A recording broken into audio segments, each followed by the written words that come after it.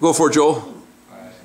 The dealership I went to was one in Yorkville. It's called Yorkville Luxury Motors, something like that. I actually went to two, but this is the one I want to talk about because it was a crazy experience. Okay. I brought my baby in with me, and right away, when I first walked in, nobody introduced themselves. No one asked me what was I doing there. Everyone just kind of looked at me. Everybody looked at me. They saw me look back. I gave eye contact. No one said nothing. And when finally someone did approach me is when my baby started to cry. And all he asked was if there's anything wrong with him. He said, no, she's probably hungry. Change. He just said, well, do you need help finding anything today? And I told him, yeah, a car. And he's like, okay, what kind of car are you looking for? I said, a nice car. And he told me, well, we're Yorkville Luxury Motors. We have lots of nice cars. And he asked me, how much am I looking to spend? So the thing that went through my mind is like, okay, all he really cares about is money. So I told him, never mind, I don't really need his help. I'm gonna just look around.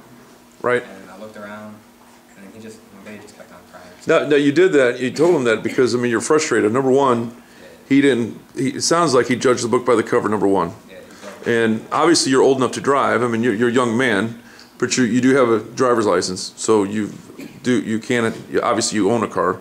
So he's judging the book by the cover, not knowing you could have just won the lottery. Okay, so you can buy any car you want on the lot. So he didn't introduce himself at all. Did he ask you your name? No. Okay. He just asked me if he was fine. Okay.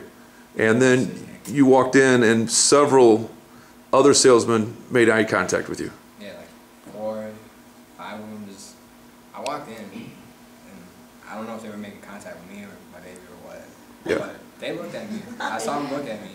Nobody approached me, nobody said anything, but when I walked out, because how I told them, like, I'm just going to look around, shop around. Yeah. And then when he saw me walking out the door, that's when he came up to me, and then he asked me if I liked anything or did I see anything that I was interested in. I told him no, and then I just kept walking. He didn't ask for a business. He didn't give me a business card. I didn't bother asking for it because I wasn't even going to call him anymore. And you might be a young man trying to improve your driving situation because you are obviously carrying around the newborn that you have. Yeah. And maybe you're trying to improve your driving situation. The only thing that he asked me about is if I wanted a family car. Right. So that's another judging the book by covers because I have one baby doesn't mean I want to. Right. That's very true. He didn't do the proper interview. He didn't get to that point. Now, based upon what you've learned so far, I mean, what would you have done different? First of all, I would have greeted myself when I first. Absolutely. You would have gave him a proper greeting, correct? I would have introduced myself, the company he was at, then I would have even asked the baby's name, how old. Exactly. Get to know a little more about them, and then ask them if there's anybody he's here to see, if he knows about any sales, or if I could be of any service to him if I can. Right. I would have done a lot of things. Everything that you've learned. So obviously you've been paying attention. Yeah, it's been Very good. So were you impressed by that salesperson?